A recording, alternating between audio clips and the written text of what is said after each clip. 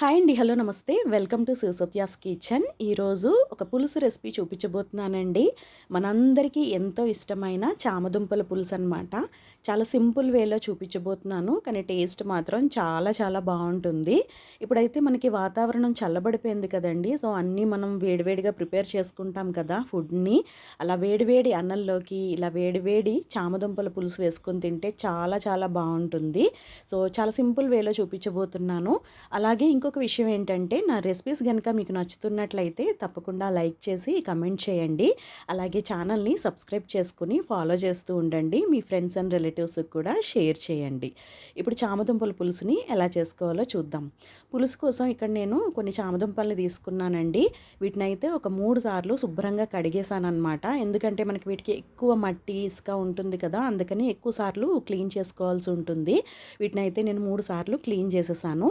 ఇప్పుడైతే వీటిని కుక్కర్లో ఉడికిస్తున్నానమాట. ఒక 2 విజిల్స్ వరకు మనం ఉడికించుకుంటే సరిపోతుంది.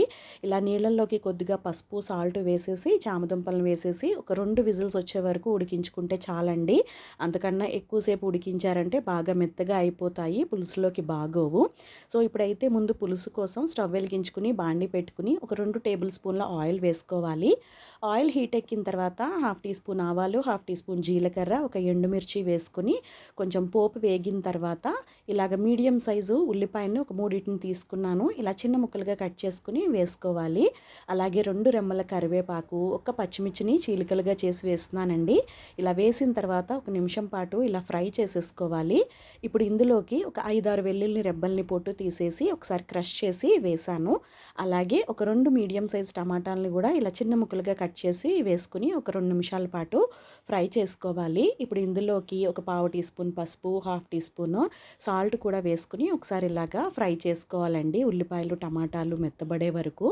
ఇప్పుడు ఇందులోకి ఏంటంటే 1.5 టేబుల్ స్పూన్ ధనియాల పొడి, 1 టీ స్పూన్ జీలకర్ర పొడి, అలాగే 1/2 టీ స్పూను పచ్చికారం అదే రెడ్ చిల్లీ పౌడర్ వేస్తున్నాను. ఇవి కూడా వేసి ఒకసారి ఫ్రై చేసుకున్న తర్వాత మాడకుండా ఇలా కొద్దిగా వాటర్ పోసుకుని ఉడికించుకోవాలి. తర్వాత మనం ఇలాగ తొక్క తీసి పెట్టుకున్న చామదుంపల్ని కూడా యాడ్ చేసేసుకోవాలండి. చామదుంపలు అయితే తొక్క తీసిన తర్వాత ఒక 500 గ్రామ్స్ వరకు ఉన్నాయండి.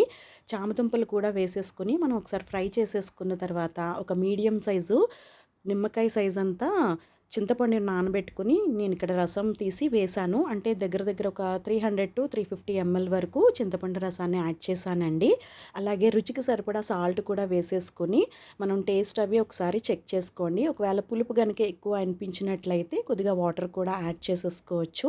అన్నీ వేసేసిన తర్వాత ఇలాగా మరిగించేసుకోవడమేనండి. లాస్ట్లో కొత్తిమీర తరుగు యాడ్ చేసుకుంటే మనకి టేస్టీ చామదుంపల పులుసు అయితే రెడీ అయిపోయింది. మీరు కావాలనుకుంటే ఇందులో లాస్ట్లో కొద్దిగా చిన్న బెల్లం ముక్కను కూడా యాడ్ చేసుకోవచ్చండి. అప్పుడు టేస్ట్లన్నీ కూడా మంచిగా బ్యాలెన్స్ అవుతాయి. ఇక్కడ నేనైతే యాడ్ చేయలేదు, మీరు కావాలంటే యాడ్ చేసుకోవచ్చు. సో ఫైనల్గా చామదుంపల పులుసు అయితే రెడీ అయిపోయిందండి. చాలా చాలా సింపుల్ కదా, చాలా చాలా టేస్టీగా ఉంటుంది. ఇలాంటి ఐటెం మనం ఒక్కటి చేసుకుంటే చాలు, ఇంకా వేరే ఐటమ్స్ ఏవి అవసరం లేదండి. ఈ ఒక్కదాంతోనే మనం చక్కగా తినేయచ్చు. సో రెసిపీ కనుక మీకు నచ్చినట్లయితే తప్పకుండా లైక్ చేసి షేర్ చేయండి. Thank you.